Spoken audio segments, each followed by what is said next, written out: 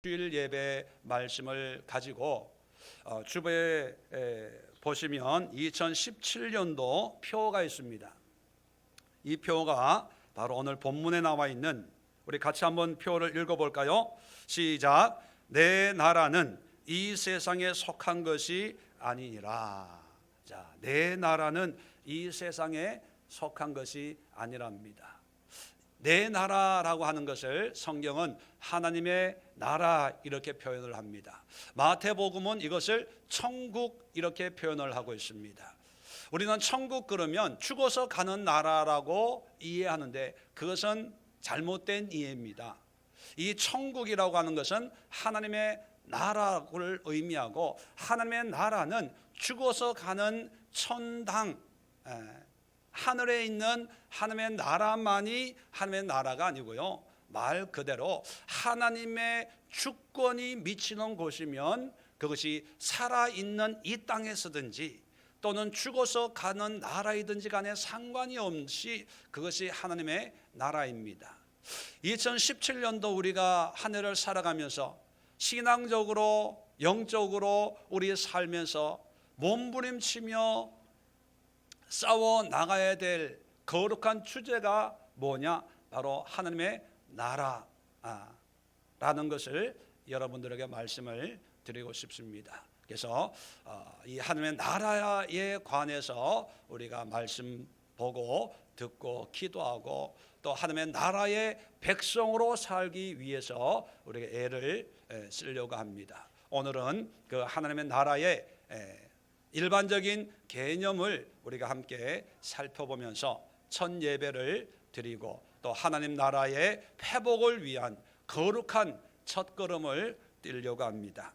여러분, 신앙생활 또는 믿음 생활이 무엇이냐라고 하는 질문에 많은 분들이 자기의 생각을 얘기할 수가 있을 것입니다. 그런데 믿음 생활이라고 하는 것, 신앙생활의 의미, 목적이라고 하는 것이 뭐냐 하면, 우리의 삶 속에서 또 우리가 죽고 난 뒤에도 하나님의 나라를 세워나가는 것이 신앙의 목적이자 목표인 줄로 믿습니다. 이 외에는 다 의미가 없어요. 예수 믿고 복 받았다, 예수 믿고 병을 고쳤다, 예수 믿고 사업이 잘 됐다, 이것은 하나님의 은혜이기는 하지만 이것이 신앙의 목적이 되어서는 안 됩니다. 또 내가 망했다, 병들었다, 실패했다, 부도가 났다, 넘어졌다, 깨어졌다, 뭐 이런 표현을 쓰지만 현상적으로는 힘들고 어려운 형편일 수는 있습니다. 그런데요, 그런 모습이 하나님 앞에서 망한 것이 아니라는 거예요. 하나님 앞에서 실패한 것이 아니라는 거예요. 왜요? 하나님은 우리의 형편과 외적인 모양을 가지고 우리를 판단하는 것이 아니라 우리의 믿음을 통해서 하나님의 나라의 백성으로 살고 있냐 그렇지 못하냐, 이걸 보고 판단하는 거예요. 안타까운 것은요, 오늘날 우리의 신앙의 모양과 모습이 점점 하나님의 나라가 아니라 내가 만들고 싶은 나의 나라의 모습, 우리가 추구하려고 하고 이 세상이 기대하고 이 세상이 인정하는 그런 어떤 나의 꿈을 펼치고 나의 목표를 이루는 것으로 신앙 생활을 판단하려고 하는 경향이 있다는 거예요. 오늘 예수님께서 빌라도에게 신문을 받고 있는데 오늘 두 번에 걸쳐서 이렇게 얘기합니다. 36절에 내 나라는 이 세상에 속한 것이 아니니라. 이 세상에 속한 것이 아니래요. 자, 36절 끝에도 이제 내 나라는 여기에 속한 것이 아니니라. 왜 한 절 안에 두 번 계속해서 강조하고 있을까요? 그것은 사람들의 생각처럼 하나님의 나라는 이 세상의 어떤 나라와 똑같지 않다는 거예요. 그런데 우리는 똑같다고 여기고 큰 게 좋고 강한 게 좋고 비싼 게 좋고 좋은 게 좋다는 그런 의미를 가지고 있습니다. 근데 예수님은 그게 아니라는 거예요. 그게. 자, 하나님의 나라의 의미를 우리가 앞으로 계속 살펴볼 텐데요. 자, 예수님은 이 하나님의 나라를 어떻게 의미하고 있냐면 37절에 이렇게 얘기합니다. 내 말과 같이 내가 왕이니라. 자, 왕은 어느 나라의 왕이라는 걸까요? 로마의 왕이라는 얘기입니까? 하나님의 나라에 예수님이 왕이에요. 자, 그렇게 얘기하면서 이렇게 얘기합니다. 내가 이를 위하여 태어났으며 이를 위하여 세상에 왔나니. 자, 이를 위해 왔다, 태어났다. 이게 뭡니까? 하나님의 나라예요.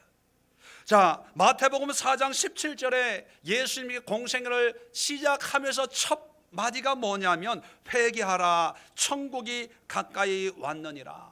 자, 천국이 죽어서 가는 나라가 아니고 하나님의 나라입니다. 그래서 마태는 천국이라는 표현을 썼고요, 마가, 누가, 요한은 하나님의 나라라는 그런 표현을 사용하고 있습니다. 똑같은 의미.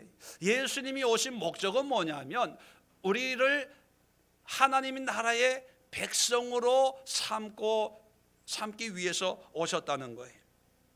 마가복음 1장 15절에 하나님의 나라가 가까이 왔으니 회개하고 복음을 믿어라. 자, 사도행전 1장 3절에는 예수님께서 무덤에서 살아나셔서 부활하기 전까지 40일 동안의 행적을 기록하고 있는데, 자, 1장 3절에 그가 고난받으신 후에 또한 그에게 확실한 많은 증거로 친히 살아계심을 나타내사 40일 동안 그들에게 보이시며 하나님 나라의 일을 말씀하시니라.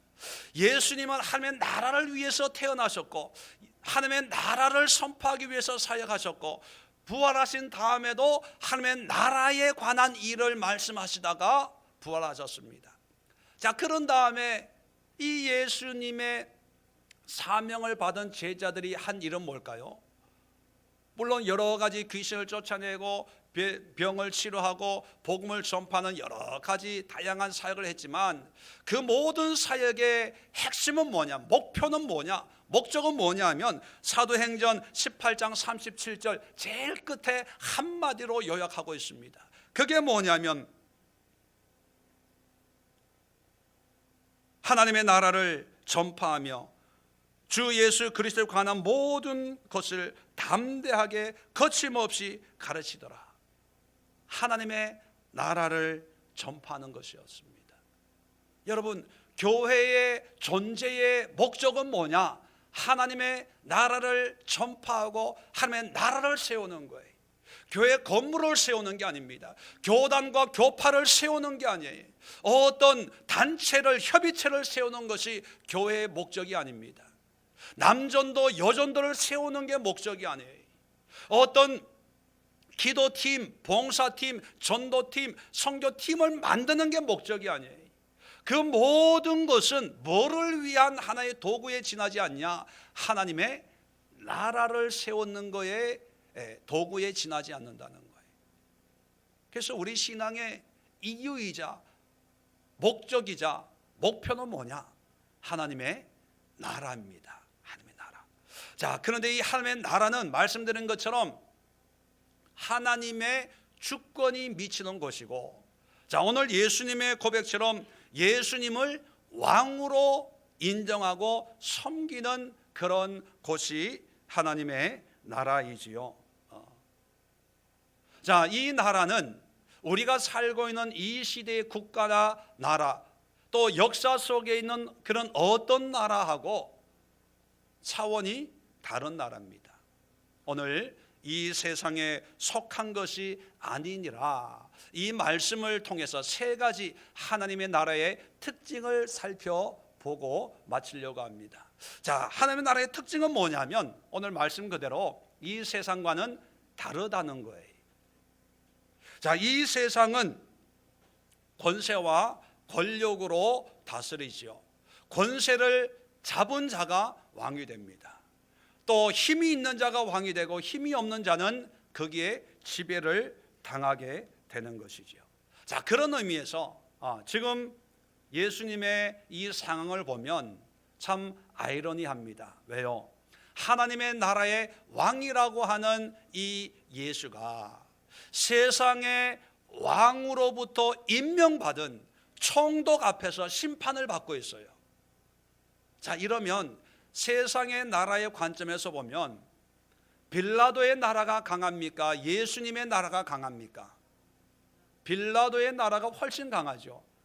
왕이 왕을 신문하는 것도 아니고 왕이 임명한 왕의 신하인 총독이 하나님의 나라의 왕인 예수를 신문하고 있는 걸 보면, 야, 하나님의 나라 별거 아니네, 힘이 없네, 그죠? 그렇게 생각을 하는 거예요. 그래서 이 빌라도도 그렇게 생각을 하면서 네가 왕이냐 이렇게 당당하게 묻는 거예요. 이 말 속에는요, 네까짓 게 무슨 왕이야, 또는 네가 아무리 왕이라고 해도 너의 나라는 아무것도 아니야, 내 말 한마디에 너는 죽을 수도 있고 살릴 수도 있어. 그런 어떤 자부심을 가지고 있습니다. 당당함을 가지고 있습니다. 자, 이런 빌라도의 생각 속에 예수님의 반응은 뭐예요? 이 세상과 다르다는 거예요. 다시 말하면 이 세상의 기준으로 판단해서는 안 된다는 겁니다.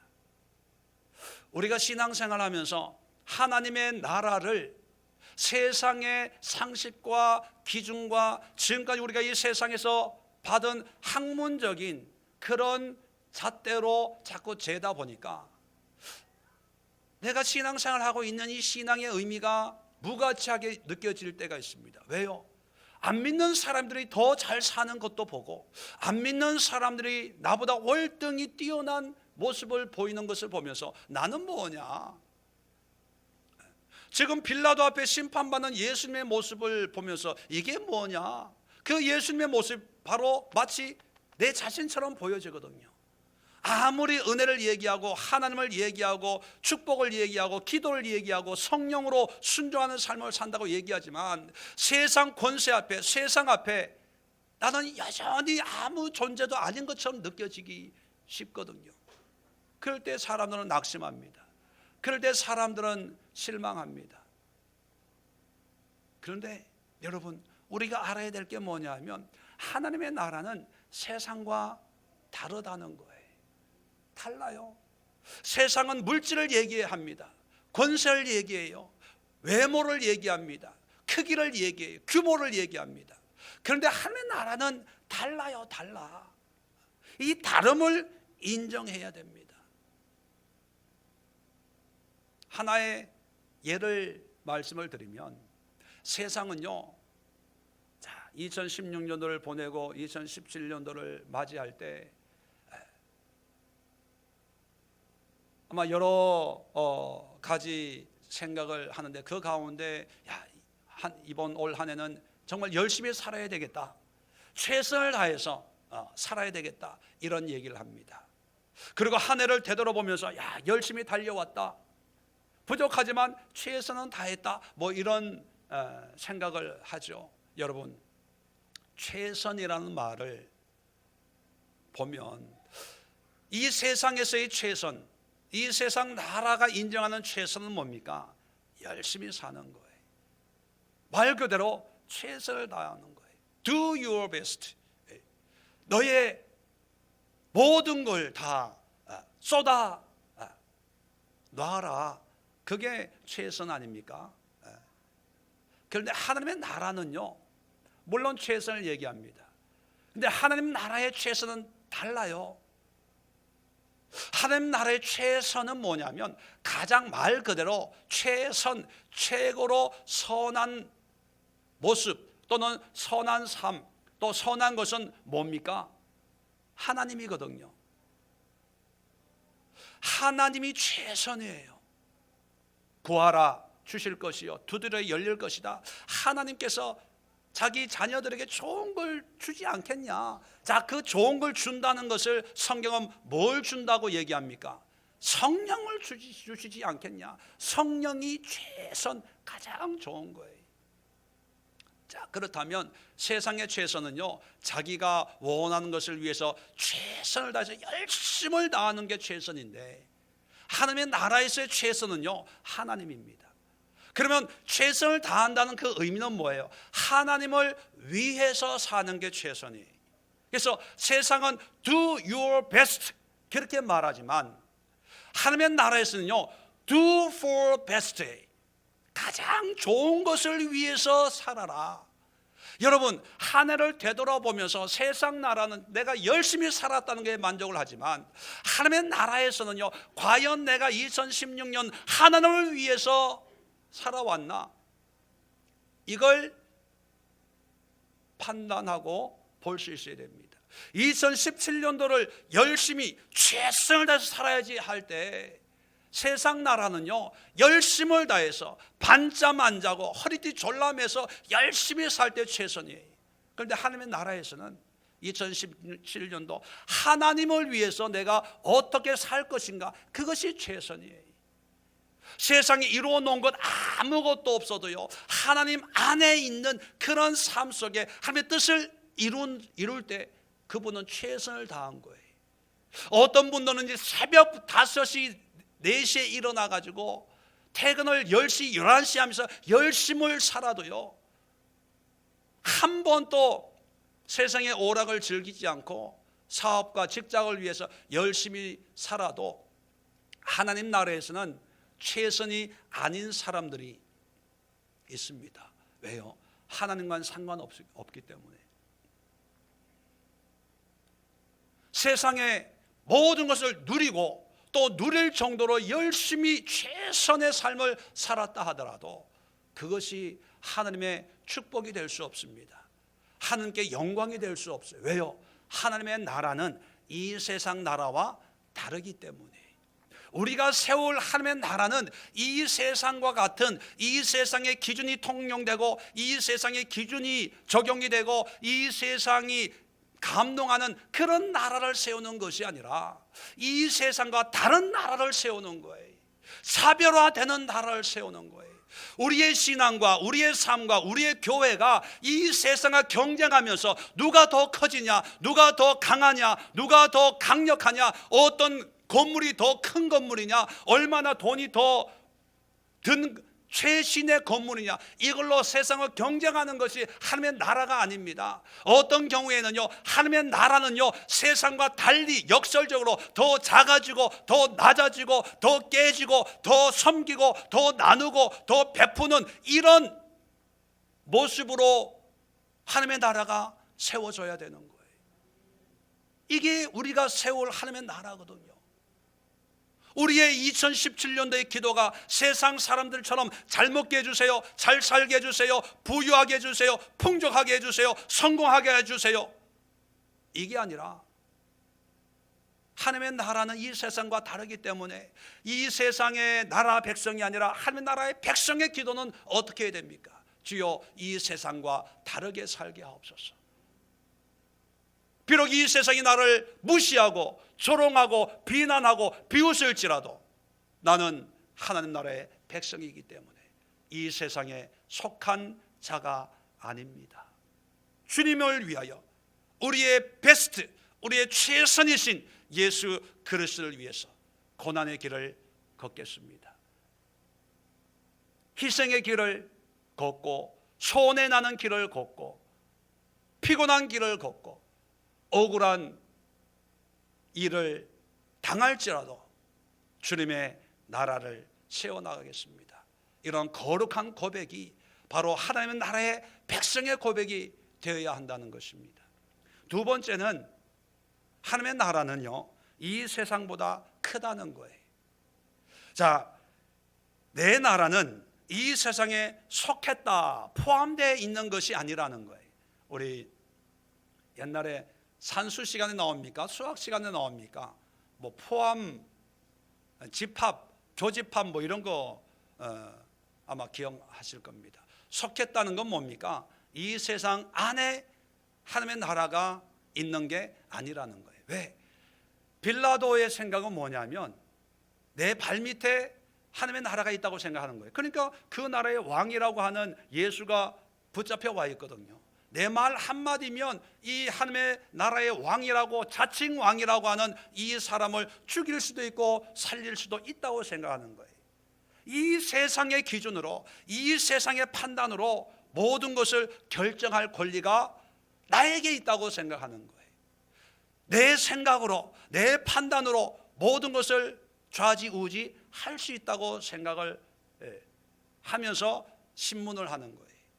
그럴 때 예수님은 뭐라고 얘기하냐면 이 세상에 속해 있는 게 아니다. 그 얘기는 뭐냐면 이 세상이 하나님 나라에 속해 있다는 거예요. 하나님의 나라는 더 크다는 거예요. 자, 크다는 얘기는 뭡니까? 세상이 알 수 있는 하나님의 나라도 물론 있지만 거의 대부분은 이 세상이 하나님의 나라를 알 수 있다는 걸까요? 모른다는 걸까요? 모른다는 거예요. 모른다는 거예요. 이 교집합, 서로 교감이 되는 부분은 알아요. 우리의 언어로, 우리의 생각으로, 우리의 느낌으로, 우리의 상상으로 알아요. 그런데 거의 대부분은요, 이 땅의 것으로 하나님의 나라를 다 측량하지 못한다는 거예요. 왜? 크기 때문에. 우리의 상상이 미치지 못한 부분이 있어요. 우리의 경험이 미치지 못한 부분이 있어요. 우리가 알 수 없는 신비한 은혜의 세계가 있어요. 그래서 성경은 이것을 하나님 나라의 비밀이다, 비밀이다. 그래서 이 비밀을 예수님은 비유로 가르치는 거예요. 비유로. 천국에 관하여 씨 뿌린 자의 비유, 진주의 비유. 왜? 이해가 안 되니까. 이해가 안 되니까. 포도원 품삯 비유 같이 우리의 상식으로는 이해가 안 되기 때문에 그것을 쉽게 이 세상의 나라의 원리로, 용어로 비유를 드는 거예요. 자, 그렇기 때문에 우리는 이 세상의 가치 기준으로 함부로 하나님의 나라를 재서는 안 된다는 겁니다. 성경은 보니까 마태복음 5장 3절에 심령이 가난한 자는 복이 있나니 천국이 그들의 것임이래요. 아니, 심령이 가난해야 천국을 얻는데요. 아직 세상 나라는 심령이 부유해야 마음껏 누리는 삶을 살지 않습니까? 그러니까 그렇게 되면 감사한데 내 심령이 공고하면 하나님의 나라가 안 보이는 거예요. 오히려. 왜? 자꾸 이 세상의 기준으로 판단하려고 하니까, 내가 이해되는 부분만 보려고 하니까 이게 해결이 안 되는 거예요. 여러분, 심령이 가난할 때, 그럴 때 하나님의 나라의 백성으로 살 때 그 하나님의 나라가 그때 비로소 손에 잡히는 거예요. 하나님의 나라를 소유하려면 그러면 어떻게 해야 됩니까? 심령이 가난해져야 돼요. 심령이 가난해지는 게 복이에요. 돈 좀 있어 보세요. 물질 좀 있어 보세요. 모르긴 해도 여러분들에게 하나님께서 이 연말에 물질을요 한 몇 억씩 줬다. 그러면 여기 앉아 계실 분 몇 분이나 되겠어요? 솔직하게. 그래도 앉아 있겠습니다 하는 분만 아멘. 믿음으로 하지 마시고 뒤집어 생각해 보면 물질이 없는 게 이게 복이에요. 물론 물질 자체가 나쁘다는 건 아닙니다. 우리가 그 정도밖에 안 된다는 거예요.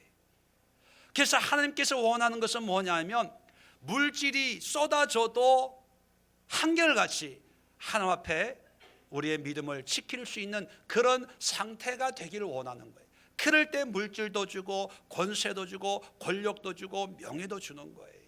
문제는 하나님이 안 주셔서 내가 누리지 못하는 게 아니라 내가 준비가 안 되어 있는 거예요. 준비가 안 돼 있기 때문에 내가 이렇게 사는데, 우리의 생각은 세상의 기준처럼 왜 나는 안 돼? 나는 왜 못해? 나는 왜 이것밖에 안 돼? 나는 왜 이 꼴이야? 저 꼴이야? 이러면서 여러분, 하나님의 나라는 이 세상이 알 수 없는, 측량할 수 없이 더 크고 더 놀라운 은혜의 세계예요.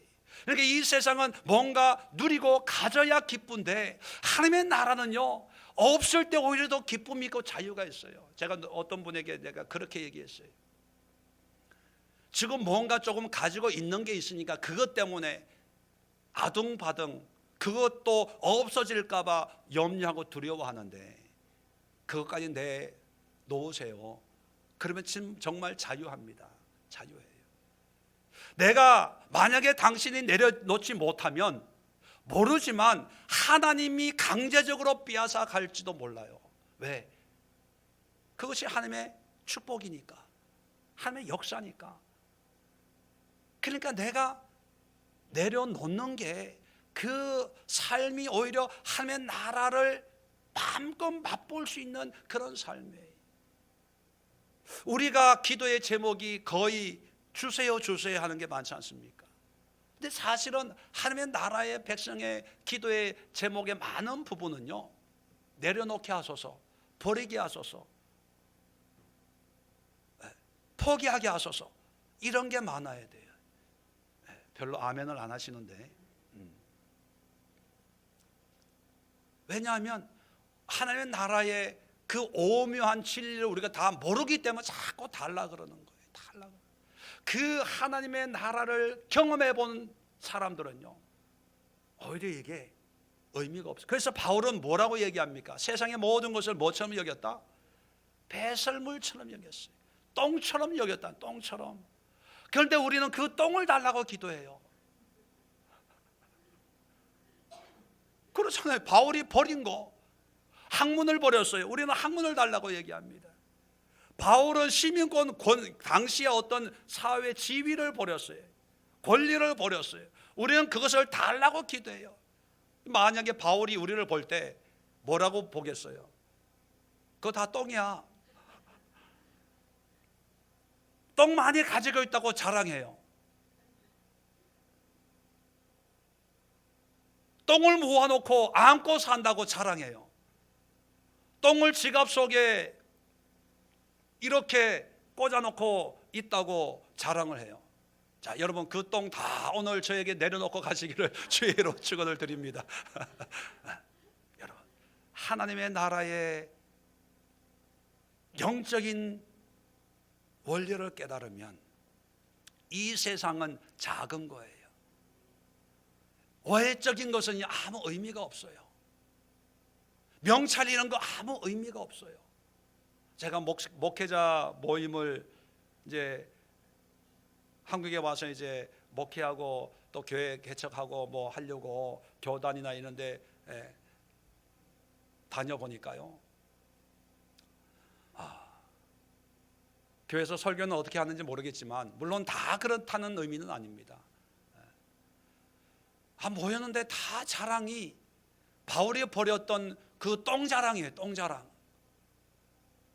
우리 교회 장로가 회사가 어떻고 뭐 차를 몇 년마다 한 번씩 바꿔주고 뭐 장로님들하고 해외 여행을 다니고 교육관을 세우는데 뭐 얼마를 헌금하고. 그러니까 그 목사님들 모임에 자랑할 똥이 있는 분들은 모이고 자랑할 똥이 없는 분들은, 나 같은 사람들은 안 모이는 거예요. 그래서 그런 모임이 어떻게 보면 똥통이에요. 똥통.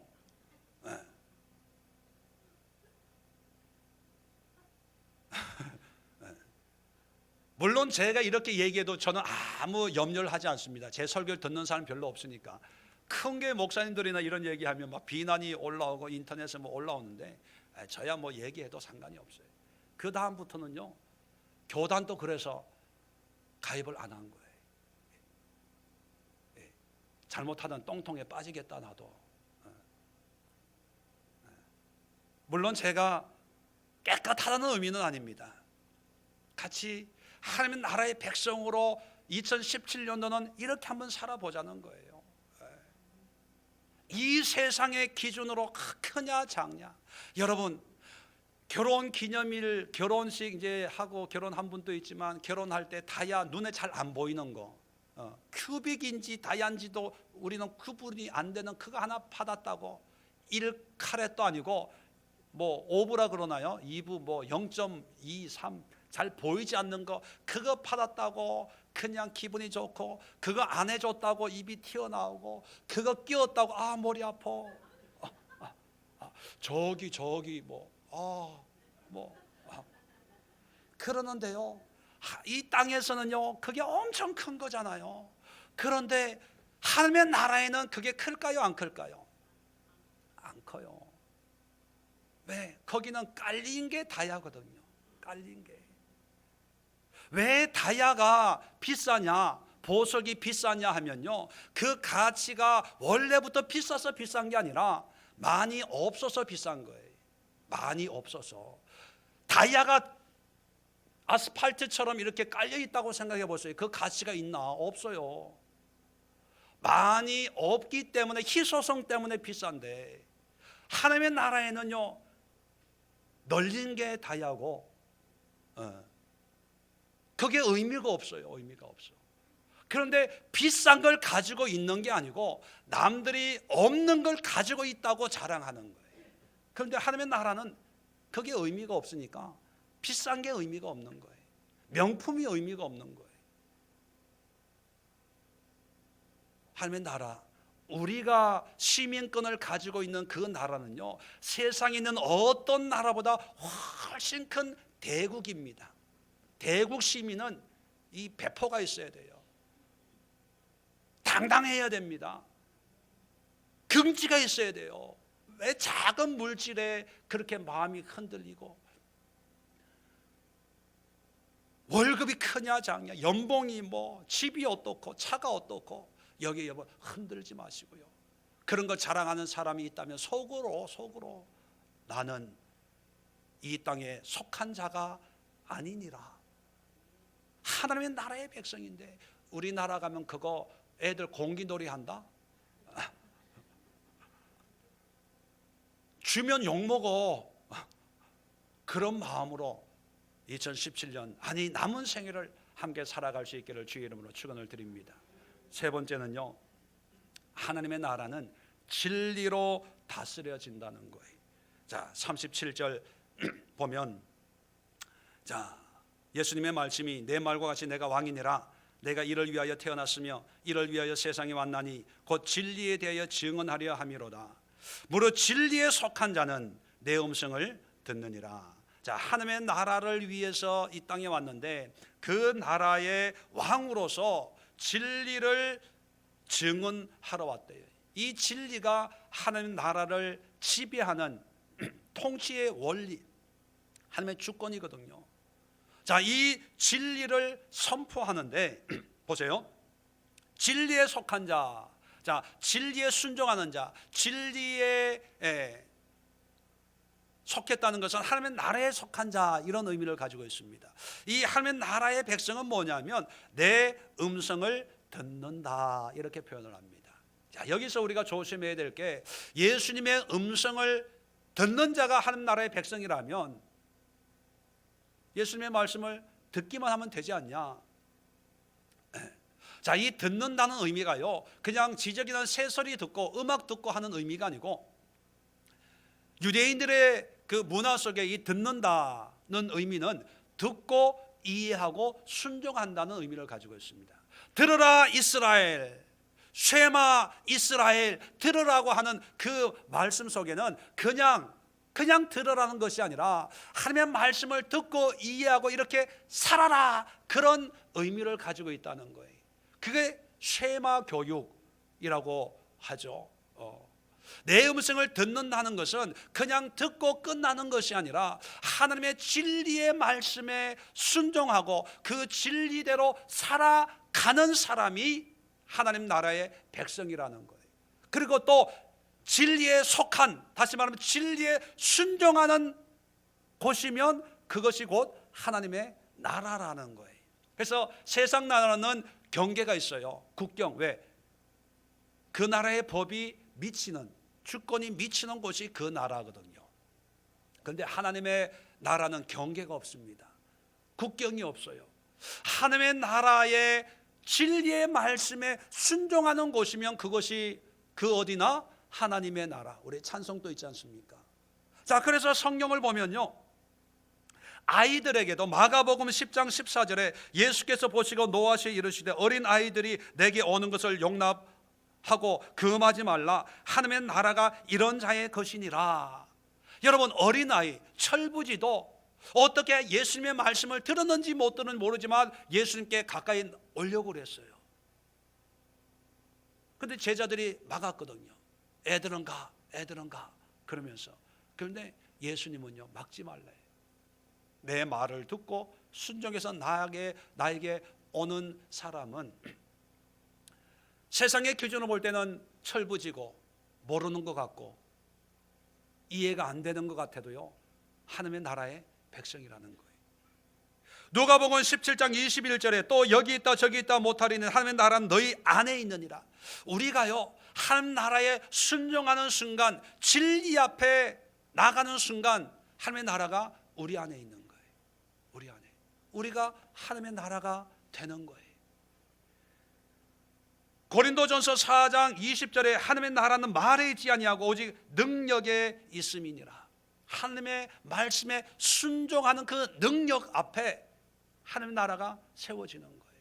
그러면요, 우리가 이렇게 결론을 내릴 수가 있습니다. 하나님의 나라는 하나님의 말씀에 순종할 때 세워진다. 그죠? 듣는 것으로 끝나는 게 아니에요. 예배 드리는 것으로 끝나는 게 아니에요. 신앙생활 하는 것으로 끝나는 게 아니에요. 제가 목사가 됐기 때문에 하나님 나라의 구원의 은혜가 주어지는 것이 아니라 목사 1000번 만번 돼도요, 하나님의 말씀에 순종의 삶이 아니면 상관이 없어요. 의미가 없다는 거예요. 목사기 때문에 구원받습니까? 목회했기 때문에 구원받습니까? 목회하면서 지옥 갈 사람들이 없을까요? 장로, 권사, 집사, 전도사, 선교사 하면서 지옥 갈 사람들이 없을까요? 여러분, 하나님의 나라는 아무것도 없어요. 하나님의 말씀에 순종하는 거예요. 그 순종하는 순간 하나님의 나라가 임하고, 순종하는 삶을 살 때 그 하나님의 나라를 소유하게 되고 하나님 나라에 속한 시민으로 살 수가 있는 것입니다. 2017년도 여러분의 하루하루의 삶 속에 하나님의 나라가 세워져야 되는데, 그 하나님의 나라를 세우는 것은 전도 많이 하고 헌금 많이 하고 봉사 많이 하고 직분을, 더 높은 직분을 가지고 주님 앞에 나아갈 때 하나님의 나라가 세워지는 게 절대로 아닙니다. 하나님의 나라는요, 철저하게 이 땅에서 먹고 마시는 것으로 만들어지는 것이 아니고 입고 행하고 보여주는 것으로 만들어지는 것이 아니라 하나님의 나라의 절대적인 원리는 하나님 나라의, 하나님의 주권, 하나님의 말씀이 미치는 곳에 나라가 세워지는데, 그 미친다는 것은 뭐예요? 하나님 나라의 법인 진리의 말씀을 지키고 순종하고 그 법으로 살아갈 때야 비로소 하나님 나라의 백성이 되는 거예요. 그래서 우리의 신앙의 목적은 분명합니다. 하나님의 진리의 말씀에 순종하는 거예요. 그래서 우리 교회는요, 담임 목사 말에 순종해라, 내 말에 순종해라, 저는 이런 얘기를 잘 못해요. 단지 기도해서 하나님의 뜻에 순종하십시오. 기도하십시오. 제가 기도해 드릴게요. 내가 볼 때는 당신에게 하나님이 이런 걸 원하시는 것 같은데 한번 기도해 보세요. 봉사 안 해도 돼요. 뭐 다른 거 신경 안 써도 됩니다. 기도하셔서 하나님의 뜻에 순종하세요. 그 순종의 모습이 어떠한지는 신경 쓰지 마시고 한번 해보세요. 그것밖에 하는 게 없어요. 근데 사람들은 오해해요. 어떻게 오해하냐면 이것도 하지 마라 저것도 하지 마라 그러니까 어제도 이제 모여가지고 이제 한 해 감사한 걸 이제 쭉 얘기하면서 그런 분이 있더라고요. 우리 예수교회에 와가지고 또 저와 대화하면서 참 자유함을 누린대요. 참 감사하더라고요. 자유함을 누린다는데. 예. 그런데 그 자유함이 그분들의 입술로 그래요. 예. 자유함을 누리는데 이게 1년, 2년 지나오니까 너무 자유해지는 것 같아서 걱정이 됩니다. 그래. 여러분, 제가 자유함을 누리라고 하는 것, 그 의미는 어떤 제도적인 거에, 이 세상의 제도, 이 세상에 있는 어떤 행정적인 제도에 눌려 있지 말고 하나님의 말씀에 순종하면서 그 순종함으로 자유함을 누리는 거예요. 그 훈련을 하는 거예요. 근데 그게 아직 훈련이 안 되니까 내 생각이 하나님의 생각인 것처럼, 내 형편이 하나님이 이렇게 해라 그렇게 자기가 해석하고 싶은 대로 해석을 해버려요. 자기가 유익한 대로 해석을 해버려요. 그러다 보니까 그냥 쉬는 거죠. 물론 그것도 한 과정의 한 단계죠. 그런 시절을 겪어야 돼요. 좌충우돌. 그게 나쁜 게 아니고 다 거쳐야 될 과정입니다. 단계입니다. 왜? 그게 하나님 나라에 들어가는 순서거든요. 그러면서 깨닫고, 그러면서 회개하고, 그러면서 이게 하나님의 뜻이구나, 하나님의 음성이구나, 이게 하나님 나라의 진리의 말씀이구나. 그러면서 이제 좀 듣는 귀가 열려지고 이제 순종하고, 그러면서 우리의 삶이 조금씩 바뀌어지게 되는 거거든요. 그래서 너무 급하게 서두르지 마시고요. 2017년부터 이제 하나님의 말씀에 순종하는 삶을 살기로 결단을 하는데, 순종하기 전에 먼저 해야 될 게 있어요. 일단 들어야 되지 않습니까? 하나님의 말씀을 봐야 되지 않습니까? 그래야 뭐 이해하든지 순종하든지. 그래서 하나님의 나라의 백성으로 살기 위해서는, 하나님의 말씀을 듣고 이해하기 위해서는 예배의 게을리해서는 안 됩니다. 예배에. 그리고 두 번째는요, 예배 드리는 것으로 그쳐서는 그냥 듣는 거예요. 이걸 이해해야 됩니다. 묵상해야 돼요. 제가 주보에 설교 요약을 해놓는 이유는 뭐냐면, 일주일 내내 이 말씀을 계속 묵상하고 되새김을 해서 이 말씀을 이해하라는 그런 의도로 설교 요약을 해놓는 거거든요. 여러분, 이 말씀을 묵상하세요. 한 사람의 변화는요, 하나님께서 주시는 레마의 말씀 한 구절 통해서 일생이 바뀔 수 있어요. 성경을 달달달달 외워야 되는 거 절대로 아닙니다. 어떤 분이 서울에서 저랑 성경 공부를 몇 년을 같이 했습니다. 이번에 교회 이전 예배할 때 오셨는데, 그래서 오랜만에 만나서 이제 인사를 했는데, 그분이 그래요. 목사님하고 성경 공부했는데 요한복음을 달달달달 외울 정도가 되었습니다. 1장에 뭐 2장에 뭐 3장에 뭐 4장에 뭐 또 하고 싶어요. 뭐 그래요. 듣기는 좋은데 한편으로는 성경 공부를 잘못했구나, 그런 생각을 들었어요. 성경 공부의 목적은 듣고 이해하고 그 다음에 그렇게 사는 거거든요. 내 삶이 바뀌는 거거든요. 그게 목적이지 성경을 꿰뚫기 위한 것이 아닙니다. 성경의 하나님의 음성을 듣는 것은요, 그 모든 성경 66권의 말씀을 내가 다 이해하기 위해서 듣는 것도 물론 없지 않아 있겠지만, 오늘 나에게 주시는 하나님의 말씀 한 구절을 내가 받을 때 그 말씀이 나를 뒤집어요, 바꿔요. 우리 인생의 AD와 BC를 나누는 그 결정적인 그 말씀 한마디를 붙잡기 위해서 우리는 말씀을 보는 거예요. 2017년도 여러분, 하나님의 말씀 앞에 와서 그 말씀을 붙들고 그 말씀 앞에 철저하게 한번 순종해 보세요. 여러분, 이 세상이 바꿀 수 없는, 이 세상에 줄 수 없는 하나님 나라 안에서만 누릴 수 있는 그런 인생의 놀라운 은혜를 경험할 수가 있어요. 그런 인생을 살아갈 수가 있어요. 우리의 가치관이 획기적으로 바뀔 수 있는 그런 은혜가 말씀 속에 있습니다. 이제 이런 하나님의 나라를 매주일 우리는 꿈꾸면서 한 해를 살아가게 될 것입니다.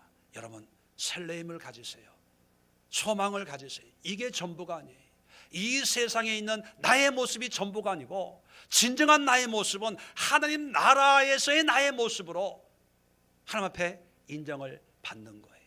그러니까 여러분, 지금 거울 앞에 비치는 나의 모습으로 웃을 필요도 없고 울 필요도 없고, 우리에게 영원한 생명을 줄 하나님의 나라의 시민으로 살아갈 때 영원한 그런 결과가 주어진다는 사실을 깨닫고, 우리 올 한 해 힘있게 소망으로 성구 여신 예배 말씀처럼 어떻게 살자고요?